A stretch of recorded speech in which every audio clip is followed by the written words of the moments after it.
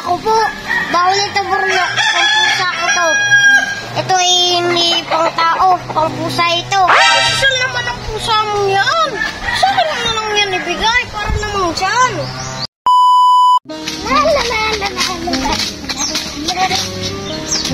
Oh, nag-iihaw si Businan. Masarap ang ulam ni Businan. Makahingi nga.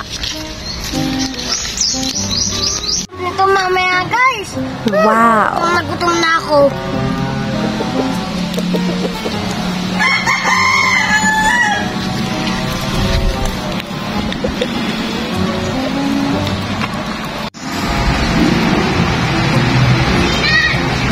Nandiyan na naman ang buraw.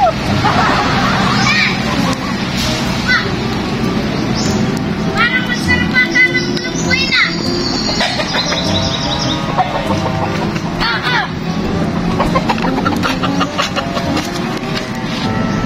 Sarap eh. Pwede kang makahingi. Bawal. Bakit? Bawal yan hingin. Buntot pwede. Ha? Eh parang wala namang naman ang buntot eh. Eh gusto ko yung tiyan. Naku po, bawal ito burno. Pang pusa ko to. Ito ay hindi pang tao, pang pusa ito. Pati ang bili ko dito. Saan naman ang pusa mo yan? Sa akin na lang yan ibigay, para namang dyan.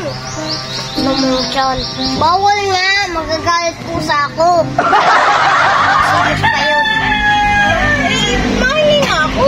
Gutom na ako. Kanina pa ako di nakain. Gutom nga na pala. Hindi naman problema ha. Wala akong dalang kaldero, wala naman akong pansandok. Eh, nag-iihaw lang ako. Ay, hindi ka kasi kumain sa bahay ninyo. Hindi ka kasing tutok ng manok. Hindi. Ako kasi nagsasawa na sa ulam namin.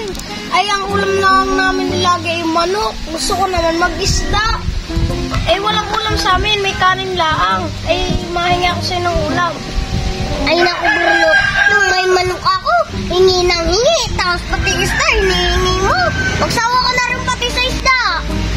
Wala ka naman sa akong mahihingi na pagkain, Bruno. Ito is para sa pusa. Ito para sa tao. Eh, ang tao, Bruno, nabili na lang yun. Kisa pa ang pusa. Hindi nga nakakabili. Ako na nga lang nagbili doon. Social naman ang pusa mo eh. Ano ka pusa mo yun? Sige, bibigyan kita.